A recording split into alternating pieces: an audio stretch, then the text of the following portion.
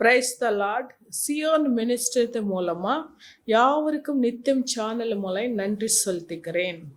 நம்ம ஜெபிக்கலாம். ஸ்தோத்திரமுள்ளோ ஆண்டவரே, என் தேவனாயிருக்கிற கர்த்தாவே, உமக்கு நன்றி ஆண்டவரே. ஆண்டவரே ஆண்டவரே உமக்கு நன்றி ஆண்டவரே. ரீ பஷாந்த ரம காந்தரபா ரபும் தருடன் திரி மகாந்த ரப சாந்திரிபா. ஆண்டவரை பேசுற தேவனாயிருக்கிற கர்த்தாவே, நீங்க பேசும் ஆண்டவரே. மனிதர்கள் மூலமா நீ பேசட்டும்னு சொல்லி ஜெபிக்கிற முன்னோட கரம் இறங்கட்டும் ஆண்டவரே. ஆண்டவரே உன் கரம் இறங்கட்டும் ஆண்டவரே. நீங்க பேசட்டும் ராஜா. யாரோ ஒருத்தருக்கு ரொம்ப அவங்க அம்மா ரொம்ப கஷ்டப்பட்டு இருக்கீங்க, ரொம்ப வேதனைப்படுறீங்க, நீங்க ஆழமா காய்க்கிறீங்க ஆண்டவர்கிட்ட. ஆண்டவரே, இந்த பாவத்தை நீங்க மன்னிக்க மாட்டியான்னு சொல்லி கேட்குறீங்க. ஆண்டவர் சொல்றார், மகளே, உன் பாவத்தை ரத்தத்தினால நான் மன்னிக்க விடுறேன்னு சொல்றார். அவரோட ரத்தத்தினால உங்க பாவத்தை மன்னிக்க விட்டு உன் கர்த்தர் ஆசீர்வதிக்க போறார். அதுக்காக நன்றி. யாரும் உங்க மகனுக்கு ஸ்வடம் சரியில்லாம ரொம்ப கண்ணீரோடு இந்த நிகழ்ச்சி பார்க்கறீங்க. ஆண்டவர் சொல்றார், உங்க மகனை குணப்படுத்தி அந்த ஜுரத்தை விடுதலை கொடுத்து கால நேரத்துக்குள்ள சஸ்தத்தை கொடுத்து ஸ்கூலுக்கு அனுப்புற கிருபை தரப்போறார். ஆண்டவரே, நீங்க பேசும் ஆண்டவரே. நீ பேசாத கல்லோ மரமோ இல்ல, பேசுற தேவன் ஆண்டவரே. நீங்க பேசுறோம்னு சொல்லி இயேசு நாமத்துல நாங்க ஜெபிக்கிறோம் பிதாவே, ஆமென். ஆண்டவர் சொல்றார், 1 யோகான் 1வது அதிகாரத்துல ஆண்டவர் பேசுறார். அவரோட ரத்தத்தினாலதான் நம்ம பாவத்துல நெஞ்சு கர்த்தர் நமக்கு விடுதலை தர போறார். நம்ம இருள இருந்து ஆண்டவரோடு நம்ம நடக்கிறோம்னு சொன்னா நம்ம சொன்னது தப்புதான். நமக்குள்ள பாவம் இருக்கும் போது இயேசு எல்லாருக்காக அவர் ரத்தத்தை சிந்திருக்கிறார். எல்லா மனுஷனுக்காகவும் அவர் ரத்தத்தை சிந்திருக்கிறார். மனிதர் செய்யற பாவத்துக்காகவும் அவர் ரத்தத்தை சிந்திருக்கிறார். அந்த ரத்தத்தை யாருக்கு விடுதலை கொடுக்கணும் தெரியுமா? பொய் சொல்றாத நாட்கள் இல்லாம ஆண்டவரோட நடக்கிற மனுஷனுக்கு தான் ஆண்டவர் விடுதலை தருவார். யாரைத்து இயேசு பிரபுனை நம்பி, யாரைத்து இயேசு சொன்னபடி நடக்கிற மனுஷனுக்கு விடுதலை தருவார். நான் நிறைய பூஜை, என்னோட தாயார் ரட்சிப்புக்குள்ள என் தாய் நல்ல பூஜை பண்ணுவாங்க. அவங்க நல்ல ஒரு பக்தியாக இருக்கிற ஒரு அம்மா. இந்த தாயாரு அந்த கிராமத்துக்குள்ள நல்ல குங்குமம் பண்ணுவாங்க. 1,00,000 ரத்தம் இப்படியெல்லாம் சொன்னாலும் எல்லா கடவுளை என்ன தெய்வங்களை வணங்கி நல்ல பூஜை செய்யற ஒரு ஆவி, ஒரு மனுஷன் என்னோட தாயார். ஆனா என்னோட தாயாருக்கு நிறைய கஷ்டங்கள் வந்ததும், கண்ணீர்கள் வந்ததும், கடன பிரச்சனைகள் இருந்ததும், ஆடுகள் மாடுகள் அத்தனையும் இறந்துச்சு என் தாயாருக்கு. அதுக்கப்புறம் என் தாயார் ஜெபம் பண்ண, அதுக்கப்புறம் என் தாயார் எத்தனையோ கஷ்டங்களை சந்திக்கிற நேரம் வந்ததோ அப்போ என் தாயாருக்கு இயேசு பத்தி சொன்னேன். அப்போ என்னோட தாய் ஒப்புக்கவே இல்லை. எனக்கு இருக்கிற கடவுள் எனக்கு உதவி பண்ணுவாங்கன்னு சொல்லி என் தாயார் நம்பி கூட இருந்தாங்க. அதுக்கப்புறம் என் தாயாருக்காக நான் ஜெபம் பண்ணிட்டேன். ஆண்டவரே, உன் ரத்தத்தினாலதான் நீ மன்னிக்க முடியும், உன் ரத்தத்தினாலதான் விடுதலை கொடுக்க முடியும், உன் ரத்தத்தினாலதான் மனிதரை ஆசீர்வதிக்க முடியும். எந்த ஆடுகள் மாடுகள் வதைத்துட்டாலும், எவ்வளவு தான தர்மங்களை செஞ்சிட்டாலும் அந்த ரட்சிப்பு இல்லை. இயேசுவோட ரத்தத்தினாலதான் மனிதரோட பாவத்தை மன்னிக்கப்படும் சொல்லி நான் கண்ணீரோட செபிக்கும் போதும் என் தாயார் ஹோமெல்லாம் வீட்டுல வச்சுட்டாங்க. ஐயரெல்லாம் கூப்பிட்டு நல்லா பூஜை பண்ண என்ன பண்ணாலும் என் தாயார் மேலும் என்னோட அப்பா மேலும் உட்காருவாங்க சைத்தான். அது போனே போகாது. ஆனா எப்போ ஆயிட்டு இந்த தாயார் இயேசுன்னு ஏத்துக்கிறேன்னு சொன்னாங்களோ அவரோட ரத்தத்தை வீடு முழுசா தள்ளிச்சிட்டு அப்புறம் கால நேரத்துக்குள்ள என்னோட அப்பான்னு விட்டு என்ன தாயின்னு விட்டு அது வெளியே போயிடுச்சு. அந்த சவுண்டு அது ஊரில் இருக்க ஜனங்க கேட்டாங்க. பாருங்க, எந்த நாமம்ல முடிவில்லை. அந்த இயேசு நாமம் ரத்தத்தை தள்ளிக்கும் போது ஆண்டவர் விடுதலை தந்தார். என்னோட தம்பி சிறு வயதுல நெஞ்சு ரொம்ப கஷ்டப்பட்டு இருப்பார். அவளை சம்பாதனை வந்தாலும் அவரோட ஹாஸ்பிட்டலுக்கு தான் செலவாயிடும். அவரால் படிக்க கூட முடியாது, ஞானம் இல்லை, அறிவில்லை. அந்த கிராமத்துல என்னோட தம்பிக்கார் ஒரு பைத்தியக்கார போல நினைப்பாங்க. இந்த தம்பின்னு அப்படியெல்லாம் திட்டுவாங்க. அப்படிப்பட்ட என்னோட தம்பி கத்தரோட சன்னிதான இயேசுக்குள்ள வந்துட்ட அப்புறம் அவங்களுக்குள் ஒரு செய்வினம் இருந்தது. கட்சிக்கார குடும்பத்துக்கு சேர்ந்ததுனால யாரோ எதிர் கட்சிக்காரங்க சொந்தக்காரனோட தம்பிக்கு செய்வினம் பண்ணாங்க. சிறு வயதிலும் அத்தனை வருஷமா நாங்க பூஜை பண்ணிட்டு இருக்கிறோம். அத்தனை வருஷம் ஆராதிக்குள்ளா நாங்கள் இருந்தோம். ஆனா எந்த நாட்களும் எந்த வருஷத்திலும் காரியம் நடக்கவில்லை. ஆனா எப்போது என்னோட தம்பி இயேசுக்குள்ள வந்தாரோ அவரோட ரத்தத்தினால் அந்த செய்வன் வெளியே அவர் விடுதலை பெற்றுக்கொண்டு இன்னைக்கு ஒரு பிசினஸ் வியாபாரத்தை அவர் ஆரம்பிச்சுட்டு இருக்கிறார். அவரோட ரத்தம் பெருசு, அவரோட ரத்தம் பொய்யானது இல்லை. இயேசுவோட ரத்தம் மனிதரை ஆசீர்வதிக்கும். இயேசுவோட ரத்தம் மனுஷனுக்கு ஆசீர்வாதத்தை கொடுத்துட்டே இருக்கும். அப்படிப்பட்ட ரத்தம் தான் நமக்குள்ள இருக்குது. இன்னைக்கு இயேசு ரத்தம் எல்லாருக்கும் அவர் ரத்தத்தை கொடுக்கறதுக்கு அவர் தயாரி இல்லை. இயேசுனை நம்பி இயேசுக்காக வாழ்ற மனுஷங்களுக்கும் சத்தியமா வாழ்ற மனுஷங்களுக்கு தான் அவரோட ரத்தத்தை ஆண்டவரை கொடுக்கறதுக்கு தயாரா இருக்கிறார். அப்படிப்பட்ட தேவனை நம்ம ஆராதிக்கிறோம். அவரோட ரத்தம் யாருக்கு காரியம் செய்யும் தெரியுமா? அவரோட ரத்தத்தினாலும் தேவன் யாருக்கு உதவி பண்ணுவாருன்னா, இயேசு முன்னாடி முட்டி போட்டு ஜெபம் பண்ணி தன்னை பாவத்தை ஒப்பு கொடுத்து சத்தியமா வாழற மனுஷனுக்கு தான் இயேசுவோட ரத்தம் கிரியை செய்யும். ஒரு டைம்ல ஒரு மீட்டிங் நடந்தது. ஆந்திரா பகுதியிலும் வேலூர் மாவட்டம் அந்த பகுதியில் ஒரு மீட்டிங் நடக்கும்போது அங்க வாலிபன் பசங்க வந்தாங்க. 300 பேர் 400 பேர் ஜனங்க இருந்தாங்க. அதுக்குள்ள ஒரு வாலிபன் பையன் இன்னைக்கிட்ட சொல்லுறாங்க, ஆண்டி நாங்க திருடி பண்றோம், யாருக்கும் இந்த கிராமத்துல தெரியாத, நாங்க 2 பேர் படிக்கிற மாதிரி போறோம், எல்லாரும் வீட்டுல செயின்ஸ் திருடி பண்ணது நாங்க தான், இந்த கிராமத்துல பாதி திருடி நாங்க தான் பண்ணோம், ஆனா அந்த விஷயத்தை யாருக்கும் தெரியாது. இன்னைக்கு உங்க முன்னாடி இயேசு கிட்ட மன்னிப்பு கேட்கிறோம், எங்களை இயேசு மன்னிப்பாரான்னு கேட்டாங்க. பாருங்க, அந்த பாவத்தை ஒப்பு கொடுக்கும் போதே இயேசுவோட ரத்தம் அவங்களுக்கு விடுதலை வந்தது. மன்னிக்க விட்டார் தேவன். இன்னைக்கு நல்லா வீட்டுக்கெல்லாம் முடிச்சுட்டு நல்லா வேலை செஞ்சுக்கிறாங்க. திருடியா இருக்கவங்கள இருந்து இயேசு ரத்தம் விடுதலை கொடுக்கும். ஆனா உலகம் சொல்லும், ஜெயில போடணும், அரெஸ்ட் பண்ணணும், அவங்க உயிர் எடுக்கணும், அவர் வாழக்கூடாது, அப்படி பண்ணணும் இப்படி பண்ணணும்னு சொல்லும். ஆனா இயேசு சொல்லுவார், எதுவுமே பண்ணாதப்பா, நானும் மன்னிக்க விட்டேன், நீங்க மன்னிக்க விடுங்கன்னு சொல்லுவார். அப்படிப்பட்ட தேவன் தான் அவரோட ரத்தம் அப்படிப்பட்ட கிருபையும் தருவாங்க. ஒரு கிராமத்துக்குள்ள நான் பிரசங்கித்த தமிழ்நாடுல எங்கும் அவங்களும் ஒரு எபிச்சாரி. அந்த பொண்ணு எபிச்சாரின்னு யாருக்குமே தெரியாது. எல்லா பிரசங்கம் முடிச்சிட்ட அப்புறம் அந்த அம்மா சொல்றாங்க, என்னோட வயிற்று வலிக்கு காக்கா, என்னோட வயிற்றுக்கு சாப்பாடு காக்க நான் எபிச்சாரம் பண்ணிக்கிறேன். ஆனா இந்த நேரத்துல இந்த வசனத்தை நான் கேட்டேன்.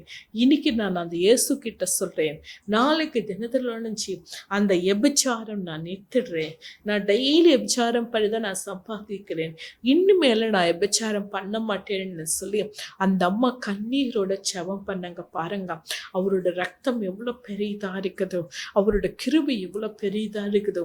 அவங்களை ஒப்பு கொடுக்கும் போது தேவன் அவங்களை விடுதலை கொடுத்து மன்னிப்பை கொடுத்துட்டார்.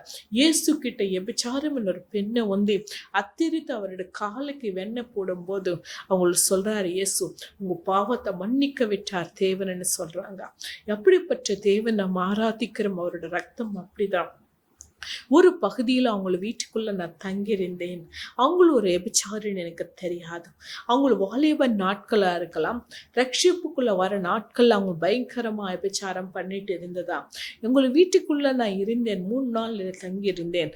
அதுக்கப்புறம் நான் கிளம்ப வரும்போது சபையில மீட்டிங் நடந்தது. அந்த மீட்டிங்ல அவங்க மாடு அடிச்சுக்க சொல்றாங்க, கர்த்தரோட ஊழியக்கார இயேசு தாசி எங்க வீட்டுல தங்க வச்சுட்டார், நான் ஒரு எபிச்சாரி, நீனு ஒரு பாவி, இங்க வீட்டுக்குள்ள இயேசு தங்கினாரேன்னு சொல்லி அவங்கள மாடு அடிக்க அழுறும் போது நான் ரொம்ப நான் ஒரு டைம் தூக்கி போட்ட மாதிரி ஆயிடுச்சு. எப்படி சாதிக்க முடியும், இந்த அம்மா எப்படியெல்லாம் கேட்குதுன்னு ரொம்ப அன்பா என்னை கவனிச்சுட்டாங்க. நல்ல சாப்பாடு கொடுத்துட்டாங்க, நல்லா என்னை பார்த்துக்கினாங்க. ஒரு ஏழை தான், அதை நல்லா பார்த்துக்கினாங்க.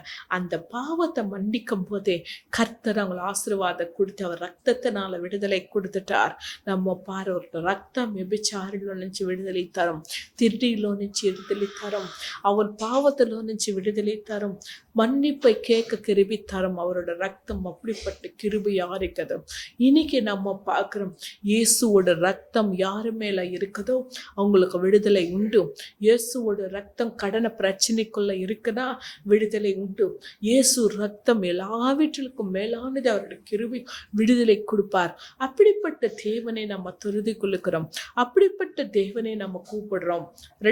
பாருங்க, 1 பேதுரு 2வது அதிகாரம் 24வது வசனத்தை நம்ம பார்க்கும்போது, 1 பேதுரு 2வது அதிகாரம் 24வது வசனத்தை நம்ம பார்க்கும்போது, ஆண்டவரோட அடிக்கப்பட்ட காயங்களால தான் நமக்கு ஸ்வஸ்தத்தை கொடுக்கிறார். 2வது அவரோட காயங்கள் அவரோட ஸ்வஸ்தத்தை கொடுக்குதோ. அவர் அடிச்சிட்ட அடிகள்னால தான் நமக்கு விடுதலை ஸ்வஸ்தத்தை கொடுக்குறாங்க. இன்னைக்கு இயேசு நாமல நம்ம செபிக்கும் போது, கேன்சர் பேஷண்ட் ஒரு தம்பி, அந்த தம்பி திருவயதில் 4 வயசு குழந்தை கேன்சர் பேஷண்ட்டு. அவங்க ஹைதராபாத் ஹாஸ்பிட்டலுக்குள்ள அவங்க அட்மிட் ஆகிட்டு இருந்தாங்க. ஃபோனு காட்சி மூலமாக அவங்களை என்னை சந்திக்கும் போது நான் ஜெபம் பண்ணிட்டேன். ஜெபம் பண்ண கொஞ்ச நாளும் கர்த்தரோட காயங்களினால் அந்த மகனுக்கு விடுதலை கொடுத்தி ரட்சிப்பை கொடுத்தி அவங்களுக்கு ஸ்வஸ்தத்தை கொடுத்துரு. அதுக்கப்புறம் நார்மலாக வந்ததும். அப்படிப்பட்ட தேவனை நம்ம ஆராதிக்கிறோம். அவங்களுக்கு காயங்களினால நமக்கு ஸ்வஸ்தத்தை வருதும். இயேசு எப்படிப்பட்ட தேவன்னு சொன்னா, நம்ம வியாதிகள்லோ నుంచి குணப்படுத்துற தேவன் அவரும். ஒன்று பாவத்திலோ నుంచి விடுதலை கொடுப்பார் ரத்தம்.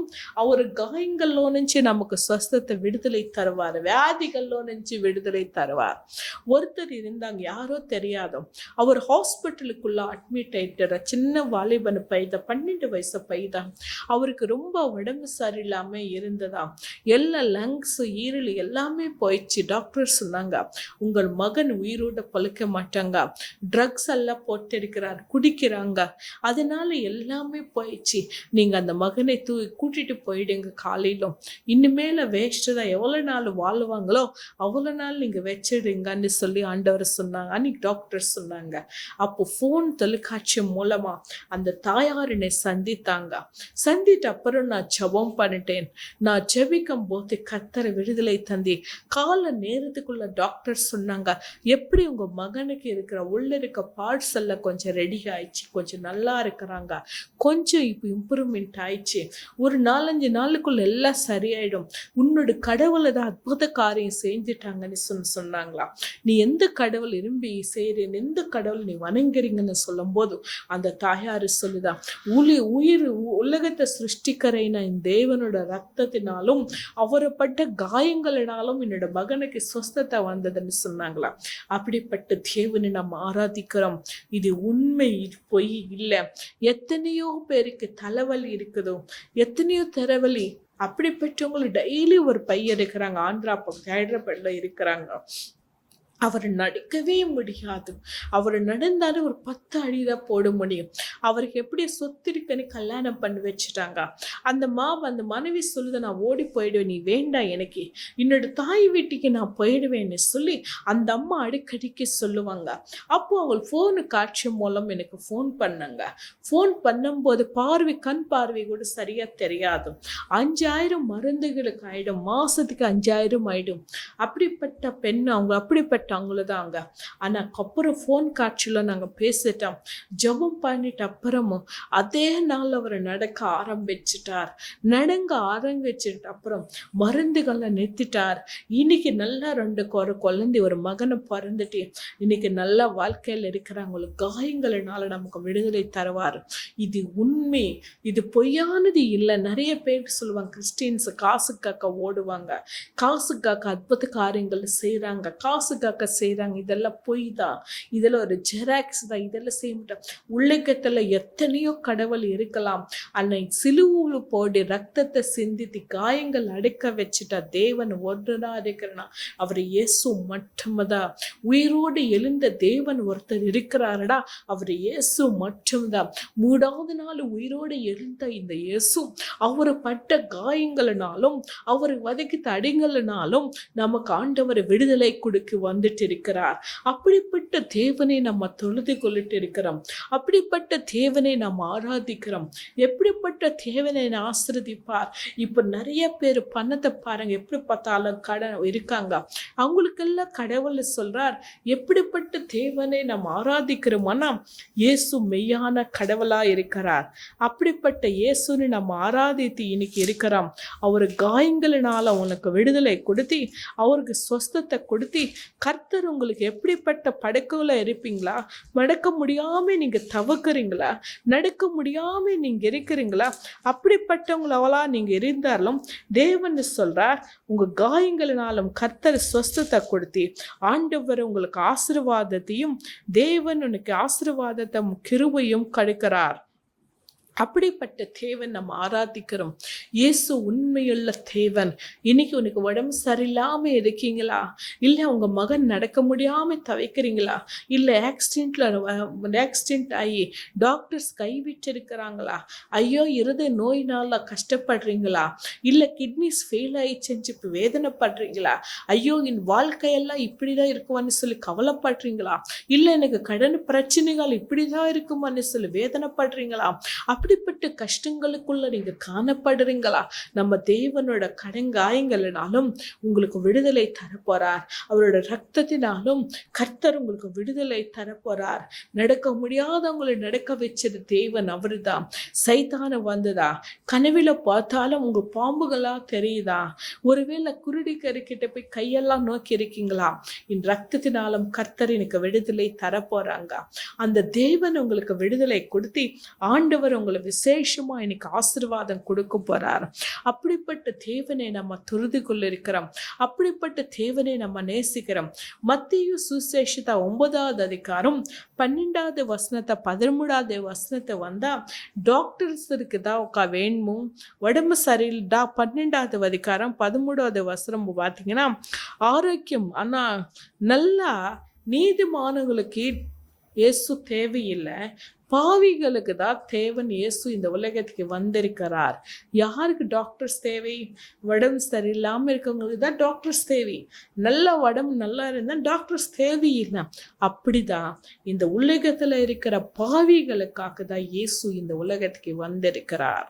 அவரோட ரத்தம் பாவிகளுக்காக தான் வந்திருக்குது.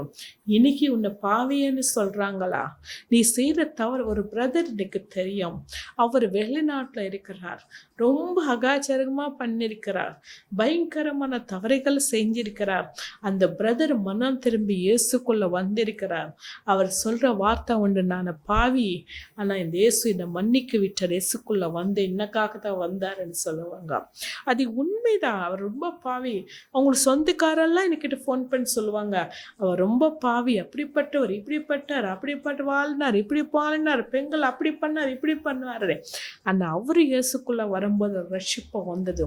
அது யார் இன்னைக்கு பார்க்க மாட்டாங்க. பாவி பாவி எனக்கு குற்ற சொல்றாங்க.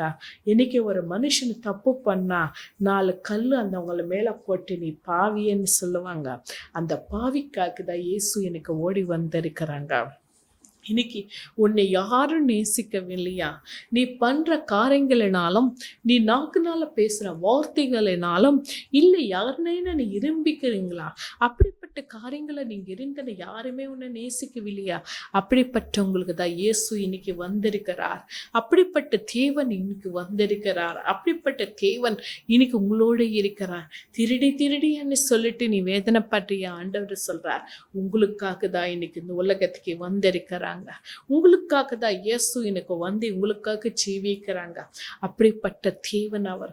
திருடிய பெருமையா இருக்கீங்களா? உங்களை யாரும் மதிக்க மாட்டாங்களா?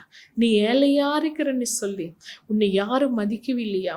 உங்க வீடு ஓலை வீடுன்னு சொல்லி உங்க வீட்டுக்குள்ள யாருமே வருது இல்லையா? எப்போ செஞ்ச பாவத்தை மனசுக்குள்ள வச்சு உங்க வீட்டுக்கு வராம உன்னை பத்தி பின்னாடி பேசுறாங்களா? இந்த தேவன் சொல்றார், மகளே, உனக்காக தான் நான் இந்த உலகத்துக்கு வந்தேன், நானும் மகளே உனக்கு வந்தேன்னு சொல்லி அந்த அருமையான அருள்நாதனை இயேசு உங்களோட சொல்றார். இப்படிப்பட்ட தேவனை நம்ம ஆராதிக்கிறோம்னா நம்ம பாவங்களை கரைக்க விட்ட தேவன் நம்மோட இருக்கிறார். இன்னைக்கு ஏழையா இருக்கீங்களா? உங்களுக்கு வசதி இல்லையா? உங்க சொந்தக்காரெல்லாம் நல்லா வசதியா வாழுறாங்களா? நீ எப்படியோ இதை இன்னைக்கு உங்க மகன் ட்ரக்ஸ் போடுறாரா, இல்லை உங்க மகனை குடிக்கிறாருன்னு சொல்லி பாவின்னு சொல்லி உங்க மகனை பேசுறாங்களா? அப்படிப்பட்ட மகனுக்காக நீ கண்ணீர் விட்டு செபிக்கும் போது அவங்களுக்காக இயேசு வந்து அவங்களை நேசிப்பாங்க. இன்னைக்கு பாருங்க, ஒருத்தர் எனக்கு தெரியும், ஆந்திரா பகுதியிலும் அவங்கள லெக்சரர்ஸ், காலேஜில் ரொம்ப லெக்சரர்ஸ் உயர்த்த ஸ்தானத்துக்குள்ள இருக்கிறாங்க.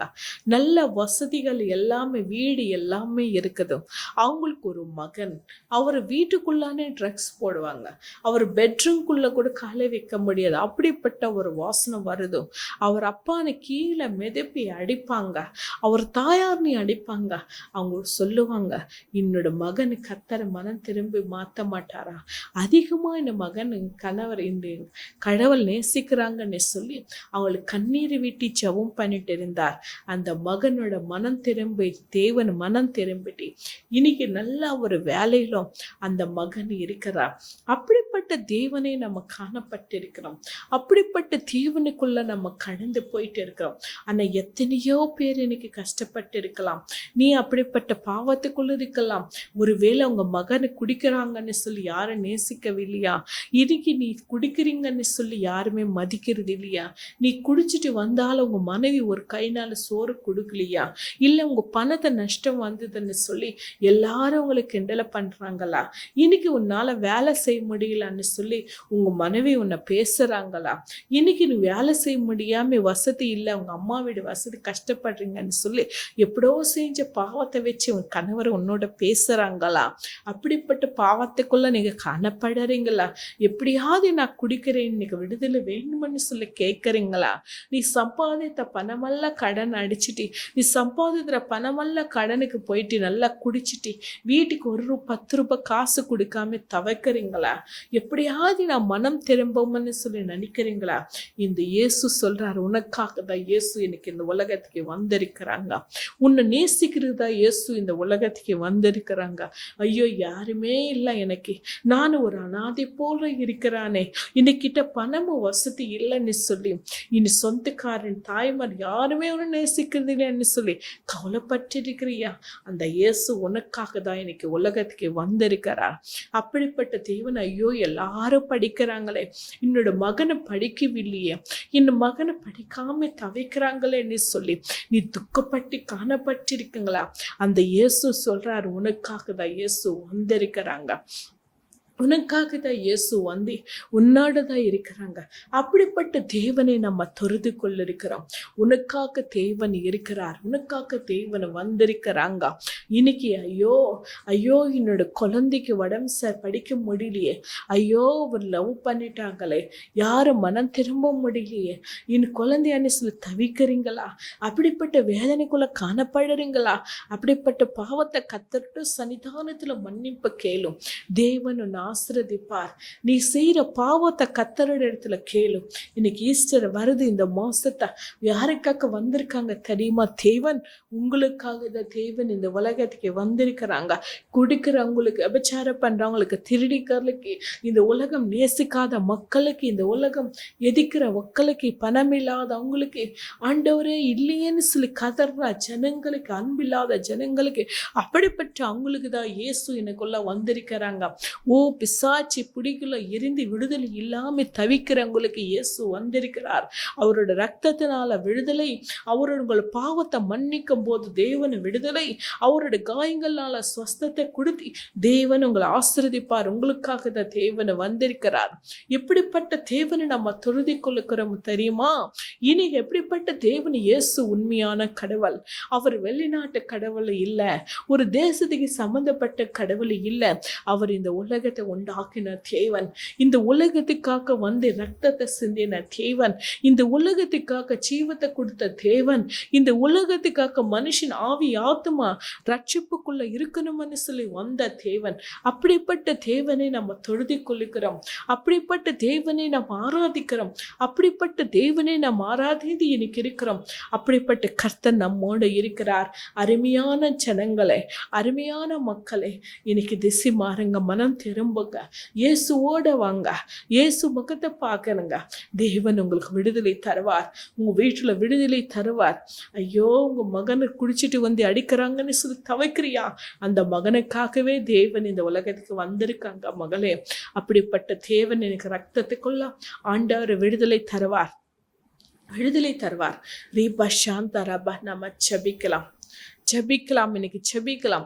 ஸ்தோத்திரமலோ ஆண்டவரே, இந்த தேவனா இருக்கிற கர்த்தாவே, உமக்கு நன்றி செலுத்துக்கிறோம் ஆண்டவரே. ஆண்டவரே ஆண்டவரே ஆண்டவரே, உமக்கு நன்றி ஆண்டவரே, உமக்கு நன்றி ராஜா. ரீபா சாந்தரமா காந்தரபா ரபும் தரணன் திரிமா சாந்தரமா காந்தரபா. ஆண்டவரே ஆண்டவரே, ட்ரிங்க் பண்றவங்கள ராஜா, குடிக்காரவங்கள ஆண்டவரே, ட்ரக்ஸ் போடுறவங்கள ஆண்டவரே, திருடிகள் ஆண்டவரே, எபிச்சாரிகள் ஆண்டவரே, ஆண்டவர் பிள்ளைகள் திருடி பண்றவங்கள அவனை மன்னிக்க விட ஆண்டவரே. எத்தனையோ பேரை குடிச்சிட்டு வந்து ஆண்டவரே, வீட்டில் அடைக்கலம் பண்ற அடையாளம் ஆண்டவரே, ரொம்ப அவக்கலம் பண்ற ஆட்களை உண்டு ஆண்டவரே. அவங்களெல்லாம் நீ தொடுமராச்சா, அவங்களெல்லாம் நீ தொடும் ஆண்டவரே. இயேசு இந்த உலகத்துக்காக எதுக்காக வந்தீங்களா ஆண்டவரே? ஆண்டவரே, இயேசு இந்த உலகத்துக்கு எதுக்காக வந்தீங்களா ஆண்டவரே? அவங்களுக்காக தானே வந்தீங்க ராஜா. எப்படிப்பட்ட பாவங்கட்டுங்களா இல்லையா, நீ மன்னிக்க விட்டு அவங்கள மன்னிக்க விடணும் தானே ஆண்டவர் இந்த உலகத்துக்கு வந்தீங்க ராஜா. ஆண்டவரே ஆண்டவரே ஆண்டவரே, எந்த பாவம் இருந்தாலும் நீ மன்னிக்க விடுங்க ராஜா, நீ மன்னிக்க விடும் ஆண்டவரே. நீ மன்னிக்காத கடவுள் இல்லை ராஜா, நீ மன்னிக்கணும்னு சொல்லி நாங்கள் ஜெபிக்கிறோம் ஆண்டவரே. ஐயோ, என்னோட வயிற்றுல பிறந்த குழந்தை சரியா படிக்கவில்லையே, சிறு வயதிலோன்னு ட்ரக்ஸ் போடுறாங்களேன்னு சொல்லி துக்கப்படுறீங்களா? ஐயோ, என்னோட குழந்தை சரியா குடிக்கிறாங்களே, சரியா படிக்கலையே, ஸ்மோக்கெல்லாம் அடிக்கிறாங்களேன்னு சொல்லி துக்கப்படுற. ஆண்டவர் சொல்றார், மகனே, அந்த பிள்ளைகளுக்காக தான் இந்த உலகத்துக்கு வந்திருக்கிறாங்க, அவங்களுக்காக தான் கர்த்தர் வந்திருக்கிறார் மகளே. அவங்கள தொடுறதுக்காக தான் தேவன் வந்திருக்கிறார், அவங்கள தொட்டி அவங்களை குணப்படுத்துக்காக தான் தேவன் வந்திருக்கிறார். ரீபா சாந்தரபா காந்தரபா ரபும் தருணந்தி ரீமா சாந்தி தியோம் தருணந்தி ரீமா சாந்தரமா காந்தரபா. ஆண்டவர்கிட்ட கேளுங்க அம்மா, ஆண்டவர்கிட்ட கேளுங்க. இன்னைக்கு திருடி பண்றீங்க, யாரோ ஒரு தம்பி காணப்படுறீங்க, நீ நிறைய வாட்டி உங்க வீட்டுக்குள்ளே நீ செயின் எல்லாம் திருடி பண்ணிட்டீங்க, தங்கமெல்லாம் திருடி பண்ணிட்டு ஒரு நாள் உங்க அக்கா மேல படி போட்டீங்க, உங்க அக்கா தான் எடுத்து போயிட்டீங்க, படி போட்டீங்க, யாரும் பார்க்கலையான்னு நினைக்கிறீங்களா? இன்னைக்கு கர்த்தர் இடத்துல நீ மன்னிப்பு கேளு, கர்த்தர் உங்களை மன்னிக்க விட்டுவார் மகனே, மன்னிக்க விட்டுவார். உனக்காக தான் தேவன் வந்திருக்கிறாங்க. யாரோ இங்க ஒரு அம்மான ஆண்டவர் காமிக்கிறார், நீ இன்னொருத்தர் நீ வச்சுட்டு இன்னொரு புருஷனை நீ திருடி பண்ணி அவங்களுக்கு வயிற்றுல இருக்கிற அவங்களுக்கு இன்னத்துல இருக்க சாப்பாடு நீ சாப்பிட்டு அவங்களுக்கு துரோகம் பண்ணிட்டீங்க மகளே. இன்னைக்கு கூட நீங்க அந்த பணத்தை வஞ்சதுக்காக அவரோட நீங்க சத்சம்பந்தம் கலந்து இன்னைக்கு இந்த நாள் வரைக்கும் நீங்க விபச்சாரம் பண்ணிட்டு இருக்கிற, ஐயோ, அந்த மனைவியோட கண்ணீர் உன்னை தாங்குது மகளே. அந்த கண்ணீர் உன்னை தாங்கி உங்க பிள்ளைகளுக்கு அந்த சாபத்தை உண்டாக்க போறார். அந்த தேவன் சொல்றார், இன்னைக்கு நீ மனம் திரும்பி கர்த்தர் இடத்துல மன்னிப்பு கேட்டீங்கன்னா கர்த்தர் உன்னை மன்னிக்க விட்டு அந்த பாவத்தை உங்க பிள்ளைகளை தொடராம ஆண்டவர் பாதுகாப்பு இருப்பார். யாரோ ஒரு அம்மா வயசாயின ஒரு தாயார் உங்க மருமகளை தப்பே பண்ணலாம், ஆனா படி போட்டீங்க, பாவம் செய்யறாங்கன்னு சொல்லி படி போட்டு 1க்கு 2 உங்க மகனுக்கிட்ட சொல்லி ஏற்றி விட்டு அவங்கள பிரிஞ்சு வச்சுட்டு அவங்க வெளியே அனுப்பி இன்னொரு கல்யாணம் உங்க மகனுக்கு பண்ணி வச்சு இன்னைக்கு நீ சந்தோஷம் வாழ மாதிரி இருக்கீங்களா? அந்த பொண்ணு மேல பட்ட பொடி, அந்த பொண்ணு விட்ட கண்ணீர் உனக்கு தொடர்ந்து வந்துட்டு இருக்குதம்மா, அந்த ஆபதம் உனக்கு வந்துட்டு இருக்குது. அதனாலதான் உங்க மகனை போல கல்யாணத்திலும் உங்களோட பொண்ணோட வாழ்க்கையில ரொம்ப கஷ்டங்கள் வருது, ரொம்ப கண்ணீர் வருது. எதுக்கு வருது ஆண்டவரேன்னு சொல்லி ஏங்குறியோ, எதுக்கு வருது ஆண்டவர் ஆண்டவரேன்னு சொல்லி கொஸ்டின் கேட்குறீங்களோ, ஆண்டவர் சொல்றார், உங்க மருமகளுக்கு பண்ண துரோகத்தை உங்க பொண்ணு மேலுக்கு சாந்திச்சு, அந்த பாவம் உங்க பொண்ணுன்னு தொடங்கிச்சு, அதனாலதான் அந்த பொண்ணு கஷ்டப்பட்டு இருக்குது. நீ என்ன விதைக்கிறியோ மகளே, அதுக்கு தான் நீ வைக்கிற, அதுதான் அரிக்கிற. இந்த தேவன் சொல்றாரு, மகனே மகளே மகளே, மனம் திரும்புன்னு சொல்றாங்க. ரீப சாந்தரபா ரொபோம் தருணன் திரி மக்காந்தரப சாந்தி தியோம் தருணன் திரி மக்காந்தி. யாரோ இன்னொரு அம்மா இருக்கீங்க, நீங்க வயசான ஒரு அம்மா தான். இன்னைக்கு உங்க பொண்ணு மேல படி போட்டி, உங்க பொண்ணுக்கு இன்னொருத்தருக்கு 2 பேருக்கு சம்பந்தம் இருக்குன்னு சொல்லி படி போட்டு உங்க பொண்ணுன்னு பயங்கரமா டார்ச்சர் கொடுக்குறாங்கன்னு சொல்லி நீ துக்கப்படுறீங்க அம்மா. உங்க பொண்ணு கண்ணீர் விடுறாங்கன்னு சொல்லி துக்கப்படுறீங்க. ஆண்டவர் சொல்றார், ஒரு காலம் உண்டோ, அந்த காலத்துக்கு ஒரு மாப்பிள்ளை மனம் திரும்புவாங்க. மனம் திரும்பும் போது உங்க பொண்ணுன்னு ரட்சிப்பாங்க. ரட்சிக்கும் போது தேவன் ஆசீர்வதிப்பார். ரீபா சாந்தரமா காந்தரபா ரபோம் தரணன் திரி மகாந்தி தியம் தரணன் திரி மசாந்தரமா காந்தரபா ரபி ரீபா காந்தரப சாந்தரமும் தரணன் திரி மகாந்தா. யாரோ இந்த நிகழ்ச்சி பார்க்குறீங்க, கிட்ட கனவெல்லாம் வரும். அந்த கிட்ட கனவரம் வரும்போது உங்களுக்கெல்லாம் அந்த பாம்புகளை கங்களுக்குள்ள தெரியுது மகளே. அந்த பாம்புகளை தெரியுதுன்னா, நீ பக்கத்து வீட்டுல சண்டை வந்ததோ, சண்டை வரும்போது குருடி கிட்ட போய் ஜோதிஷ்கரம் பார்த்து அங்க ஏதோ ஒரு பாவத்தை அவங்களுக்கு எதிர்த்து நீக்கி செஞ்சுட்டு வந்தீங்க. அந்த பாவம் உனக்கு தொடங்கி கனவுக்குள்ள வந்துட்டு இருக்குது மகளே. ஆண்டவர் சொல்றார், இன்னைக்கு நீ மனம் திரும்பி கர்த்தர் இடத்துல நீங்க ஜெபிக்கும் போதும் தேவன் உனக்கு விடுதலை தரப்போறார். தேவனை விடுதலை கொடுத்து உனக்கு ஆசீர்வாதிக்க போறார். ரீபா சாந்தரா மகாந்தரபா ரபும் தருணன் ரீமா சாந்தி ரீமா காந்தரபா ரபி ரீமா காந்தா ரமா சாந்தா ரபும் தருணன் ரீமா காந்தா. எப்படிப்பட்ட தேவனை நாங்க ஆராதிக்கிறோம். இப்படிப்பட்ட பாவத்துக்குள்ள இருக்கிற உங்களை மன்னிக்க விட்டு ஆண்டவர் ஆசீர்வதிக்க போறார். இயேசு நாமத்தில் நாங்க ஜெபிக்கிறோம் பிதாவே, ஆமென்.